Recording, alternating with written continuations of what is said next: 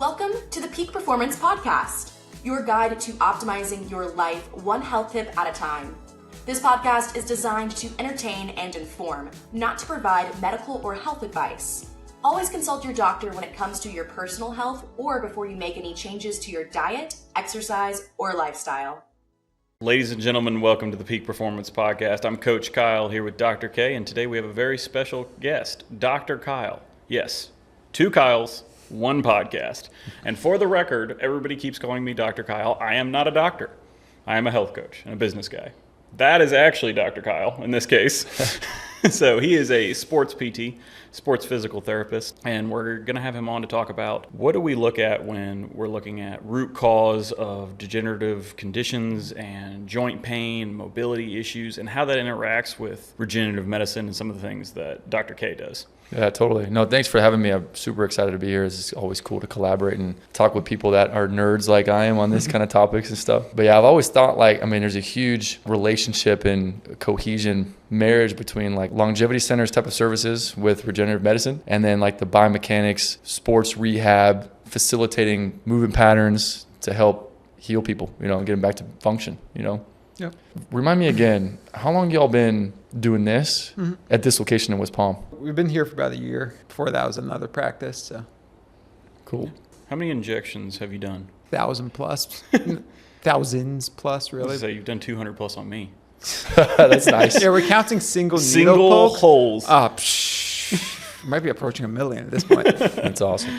That's always a good perk, like being a partnership with that. Get easy accessibility and ability to get heal Depends on how stuff. you view it. I could be target practice. Yeah, exactly. Got a good guinea pig. We were talking about that this morning. Is everything that I've developed that's not standard, I've tested on him first.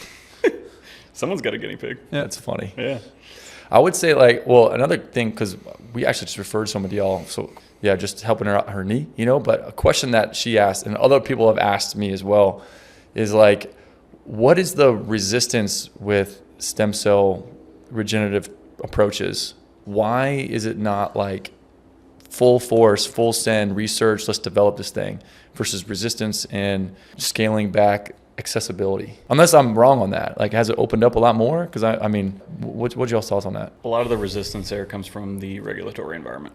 So the compliance and things that have been in place for many years. This is opening up with the new law that just passed in Florida, allowing the physician use of biologics therapies. So some things are going to change in terms of how widely these are seen. Another problem is the cowboy aspect of this field. It's the Wild West right now. There are a lot of doctors and not doctors doing stem cell therapies that are in no way compliant and are not screened properly and may not be efficacious. That's honestly the biggest one. More than safety is the efficacy. Maybe they're using products that are just not going to work. Yeah, so there's two parts to it. There's the production of the stem cells, and then there's the administration of the stem cells. So production, up until a couple years ago, it was actually pretty simple to get a license to produce stem cells. It wasn't that expensive, minimal oversight. Bad stuff happened, people got hurt, manufacturing facilities got sued, a lot of them got shut down. Worst case example, there was one company, I never use this company, but the way they would check for sterility of their product was they would hold up to the light. If it was clear, it passed. If it was cloudy, they threw it out. So that's not good. Yeah, so that's what kind of opened all up. Then the FDA enforced more strict standards on production, and that cleaned up a bunch of the companies, but there's still a few left and right that were kind of ducking and dodging. They're slowly cleaning up a lot of the bad facilities, but ultimately, and the way the law is written, it's ultimately up to the doctor to decide if they're using a clean product or not, which isn't really fair to the doctor, because unless you one, have the background understanding of what you're looking for, and then two, go to the facility yourself, it's really hard to know if they're following proper guidelines. The other part of it is administration. So yes, you have to select a good product, but then also what you do with it matters, and what you promise with it matters. Because there's people out there promising that, yes, stem cells will cure your completely debilitated knee that has literally nothing left, that most people doing, regenerative therapy would reject. There's people out there saying, yes, stem cells are going to cure you. And then those people that don't do well, they're mad because they lost out on $5,000, $10,000. And so that's kind of where the bad name starts to come from. So a big part of it is being respectful to your field and knowing when to turn patients away because they're not good candidates. When would that be? Really, severity of injury, a big part of the severity of injury, but honestly, a big part of it's mental attitude as well. If I have a patient that comes in and goes, I want to do this, but I really think it's not going to work, and I think I'm wasting my money, I'll tell them, you know what, it's not going to work for you. Yeah, totally. You shouldn't be here. Because patients that don't think it's going to work, it won't work. Yeah. I would say and that's a blessing, with a lot of the patients that we see and the demographic and the culture that we've established. Yep. People come see us usually because they're very motivated, because we don't take insurance. We're out of pocket, So people are going to come see us. They're they want to get down to work and let's fix this thing, And ultimately, whereas in previous clinics that I've worked in the past, it's the same kind of rhetoric. They're I'm just here messing around until the doc, gets cleared with my MRI so I can have surgery. Yep. I'm then what do you, what are we doing, Yeah. But anyway, they want to get to work, it's good because it's more fulfilling for us and it reinvigorates our career, and we can actually really hone in on our talents, knowledge, and skills and get motivated to help people, Yeah. And ultimately look down to their movement patterns. In my opinion, I feel the ultimate lens, the lens of how I perceive these things of degenerative changes or just joint pain, all right, would be a movement system impairment that leads to certain structures getting overwhelmed and painful. But as an example of a baseball player who's in high school or college and they have anterior, front shoulder pain, it's not that hard to figure out that the biceps tendons lit up, the front part of their shoulder joints lit up, and maybe the rotator cuff's involved as irritation. But the question would be if it's just overuse, then why aren't all your other teammates at the 3-month mark or 8-week mark also having the same symptoms? It's not just overuse. You're doing something different comparative to your colleagues, right? We'd like to investigate and look into what are you doing differently then that's setting up your biceps tendon or your anterior shoulder capsule or whatever, or rotator cuff, setting it up to be overwhelmed and ultimately painful. Yeah. Because those are the victims, they're not the problem. Mm-hmm. The problem would be everything else around it that's not supporting it, making those things hang on for dear life or get overwhelmed, that's going to cause pain. So stability structures are a key part of joint pain. Yeah, 100%. Yeah, totally. This is my opinion. What we would call a movement system impairment. If a joint moves in a certain direction easily, repetitively, with high forces, a throw would be in the shoulder, or running for the knee, right, or in the ankle for Achilles, those structures are going to get overwhelmed really easily. But the surrounding stability and mobility, if it's too much mobility, it's surrounding joints, or a lack of mobility, hyper or hypomobile. It's going to set the stage for other things to have to overcompensate to make up for it. So anyway, we call knee tendonitis, right? Front knee pain or front part of the shoulder pain, rotator cuff, biceps tendon, whatever. That's the fire alarm that's blasting. So solution, take Advil and ice it and rest would be stuffing a pillow and duct taping it against the fire alarm to muffle the sound. It's better. It's not as loud. Perfect. Meanwhile, the fire is still going off. Yep. It's why not just solve the fire and then that will follow suit.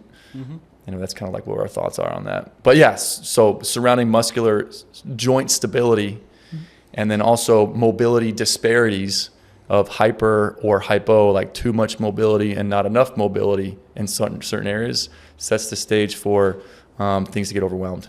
Yeah, and that's what I think where the perfect marriage of physical therapy, mobility, and building strength back merges with regenerative medicine. Because if you can introduce into the system things that promote healing in strained or damaged structures, along with remapping those movements and actually fixing the movement impairments that you were mentioning, that's where you're going to get not only potential regeneration, but also long-term relief from the pain. It's going to solve the underlying reason why it happened in the first place. Mm-hmm. Because if we don't fix that, and then the tissue's good, hey, it's healing, totally cool, we'll go back and do the exact same thing. Yep. It's just going to happen again. Yeah. But it's tricky though with chronic degenerative arthritic changes for our 50-plus-year-old patients. Of course, we're not going to go in there and regenerate cartilage or do surgery. That's not what we do. But there has been some evidence to show, which is interesting, of low load repetitive compression of a joint for all the nutrients blood flow, synovial fluid, all that stuff, to help stimulate subchondral healing that then layers up into some of the cartilage healing over like years, like 2 years of time, where I've been exposed to, you tell me what you think, but I've been exposed to some studies where they take pre and post MRI and they have a control group versus like an experimental group. The experimental group is doing like low load exercise and some manual therapy stuff to help facilitate the healing. And then the control group is not doing anything. And the experimental group had improved vibrancy and thickness of cartilage, articular cartilage, over like a 12 to 18 month period of time on MRI. In non-medical speak, basically, if they're doing rehab, just put an easy word on it. Or like appropriate exercise. Continuously, you're seeing improvements in cartilage. Yeah, this is what they found. So if you look at that, my main question is, how many times per week? What are they doing? And what is going to be the patient compliance on something like that? Yeah, super hard. Because also to like the people that, good question. So like frequency per week, I mean, it's between like 3 to 4 times a week. And then it has to be below the pain threshold where it's like, okay, what's good and what's not good? Like, what should I do? What should I not do? And usually our suggestion is like, your pain will tell you.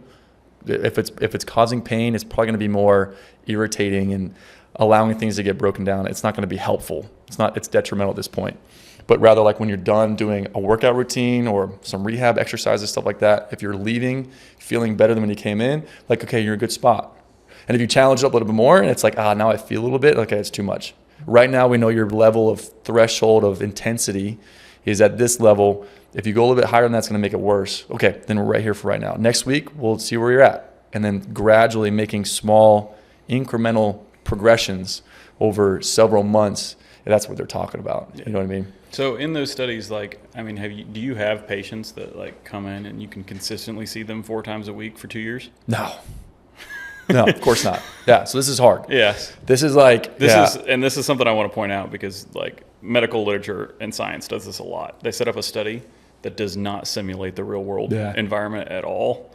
So like this, I think, is where a good marriage of the regenerative medicine can help. Totally. Because you can shorten that time frame. Right. That's what I'm super excited and like optimistic about what this type of medicine field can get into, because I think it'd be, I mean, not just joints, but like systemic issues and chronic autoimmune disease, right? From my understanding too, stem cells, but like multiple sclerosis, is that correct? And like stroke. We're not going to touch on those. Let's put it like that. All right. We'll get another time. We'll have another conversation another time. But anyway, but yeah, I'm super excited. You know, I'm like, why aren't we fun? Like, let's get after this. You know, I think it's a great, optimistic future. Yeah. I mean, I went to I live up in Greenville, so I don't live here. So I visited a PT friend of mine, and he did an assessment. It was like an 1.5-hour assessment. I was like, are we done yet? This is taking forever. But I've done multiple rounds of PRP in the shoulder. And then after my most recent round of PRP, I went to go see him, and he gave me, I was like, dude, if you give me more than 2 things to do, I'm not going to do it. Yeah. I'm just not going to do it. And he was like, okay, do this one thing. I was like, I can do one thing. And I did it. And then with that and that last PRP treatment, 6 weeks later, night and day. Amazing. And it was literally just a shoulder movement. Yeah, that's awesome. It takes 32 seconds a day. Yeah, but he spent an 1.5 hours trying to figuring that out, the exact movement that I needed to do. Yeah, that's good. So, do y'all also do stuff like that, like in the clinic, like, hey, you have this going on, and we're going to do these treatments, stem cell, and then be like, hey, we recommend these movements or like this stretch, this exercise, like whatever? No. What I've learned, there's patients, so you get stiff after injections. That's just par for the course. And so what happens is if you leave someone at home alone to do nothing, or even to do stretches or exercises, they won't push themselves to the full range of motion. So they actually end up losing range of motion because they don't have a guiding external force to tell them, hey, no, move past right here, keep going, because you have that range of motion. And so they end up just locking themselves up. So, I see. So I very much prefer external. I mean, it's always better. Just like cooking, like it's always better when someone cooks for you, you know? Yeah. Mm-hmm. But layer in like you have an appointment, you paid for it, like you have it set up, there's going to be someone there that's going to guide you. Like people are way more compliant with that. But, and so like you're asking, like people are going to come 4 times a week. We have had that before, and it's a lot, you know? There's 2 types of people. They ask, what else can I do? If I did you want me to do 3 sets of 12 on this or whatever, 2 sets of 8? What if I did 5 sets of 20? Would that make me better faster? I'm like, oh, no, like back it down, like you're doing too much. Or like, what other exercises can I do? And I'm like, I want you to stick to these 4, right? These 4 things. I'm like, all right. And then come back next time, we'll reassess. So they're like wanting to do more. And that leads to like, I'm like, we don't want motivation and enthusiasm to turn into an overuse injury, right? Like you're doing too much. Where there's other people where they're like, they don't want to do anything. That's me. And they're like, why am I not getting better? And I'm like, yo, you need to like do this, Like I'm not going to see you again until you fix that. Like, and usually that's sleeping position, by the way. That's like the first thing we talk with people. Yeah, I'm usually like, we need to light a fire into this person's butt a little bit more to get more enthusiasm out of what they're doing, because they're not going to get as much out of it. And then I'm usually like, it's going to be a waste of time and money for everybody. It's going to make you look bad, make us look bad. Like, you got to do this thing, I'm going to text you tomorrow. You should do your thing. And the other people are like, we got to reel you in a little bit. Do less, Yep. We don't want to turn into like just a chronic irritation. Makes sense. Yeah. Yeah. I've found that after Doc has been trying to jam it through my thick skull for years, simpler is usually better. Yes.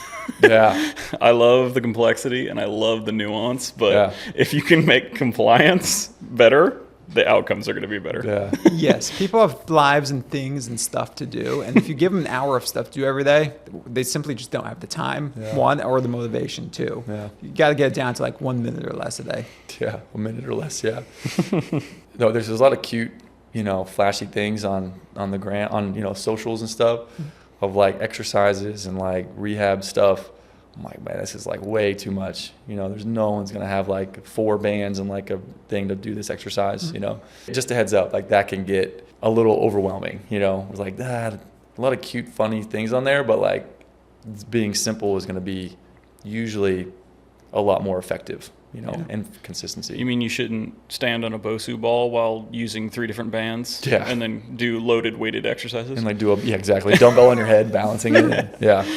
That's funny. Yeah. And another thing I see on like that people will like talk to me about is like, I did this thing and it was on Instagram and it was supposed to help my lower back pain and then it really hurts now. I'm like, well, maybe you should talk to our physician or a physical therapist and get the correct solutions for you. Yeah. Instead of just doing something you saw on Instagram. Yeah. It's I appreciate the motivation. Motivation is not the problem. Cool. Maybe a little bit, a little more purposeful guidance might be helpful. I would always advocate for that. Yeah. We're probably approaching our time, but I did want to ask you about your assessment process. So someone comes into you, what does that look like, time frame, and just like very simply like, hey, what does an assessment look like? So we're only an hour. We don't do hour and a half because of that reason. It's just, we have more concise. We can be concise, you know what I mean, and we can lock in our evaluation. And then every time someone comes in, we always reassess and like, cause things change. We're always course correcting. We're like, oh, okay, that might be too much, not the right path. Like we're always course correcting. But anyway, we have to get subjective. We got to get the answers and so some of our questions, like what happened? What are you looking for? Why do you think it happened in the first place? When did it first start? How long has it been going on? What does it feel like? What makes it feel better? What are the aggravating things? What have you tried already that's worked or hasn't worked? And then that gives us an idea like, that interview process, like the subjective questioning is going to be the most value component of the assessment, in my opinion. And then that's going to dictate and direct some of the testing stuff that we do. And that always going to start like with functional movement patterns. Like we have to look at like if your shoulder is bothering you, like we're looking at your shoulder blade, the scapula, and to see how that is moving. And also just postural, where it's starting. If it's starting depressed and downwardly rotated or stuck in the mud, it already sets the stage for an impingement type mechanism in your shoulder. Like, oh, your shoulder blade's already starting here. That's part of our assessment, just posture, right? Positioning. And then same thing with spine, hip, knee, ankle, like all those things. So we're looking at like the posture and positioning, and then a functional movement pattern, and then range of motion testing, like how well can you go up and down and bend forward and touch your toes, like for lumbar spine, rotation, range of motion, hip mobility, knee and ankle mobility, all as it relates. And then that's going to dictate like what our provocative tests are going to be. And in addition to that, we're going to ask like a specific movement that causes the pain. Where if they're like, my hip always hurts when I do squats, that's going to be our asterisk sign. That's going to be our retest test. Like, show me your squat right now. We'll clean some things up and be like, all right, so it hurts right now in the front when you squat like this. That's a really common thing. cool, we're going to use that later. And then we go into treatment. And usually the first thing we do with treatment is manual therapy. We're a big manual therapy facility. I'm very biased towards that it helps to set the stage for things to move and groove better. If it's joint mobility disparities, like I said, where if some things are stiff and not moving well, we're going to mobilize that to improve the mobility. And then soft tissue restrictions are always going to be a component too. We have to get the soft tissue more pliable and extensible so that it can allow it to move better as well. And then we're going to follow up with corrective exercises. And the corrective exercises is where it solidifies the changes we're looking for, fixing movement patterns, stabilizing and activating the things that we need to activate. And then at the end of that, we're like, hey, feel okay, good. Let's retest your squat, or let's retest your shoulder movement and see how it feels. And our expectation day one is going to be like an eyebrow raise moment. We're like, I feel like a lot better. Like, I don't feel it right now. Like, perfect. Yeah. So we're on the right track. Here's your homework.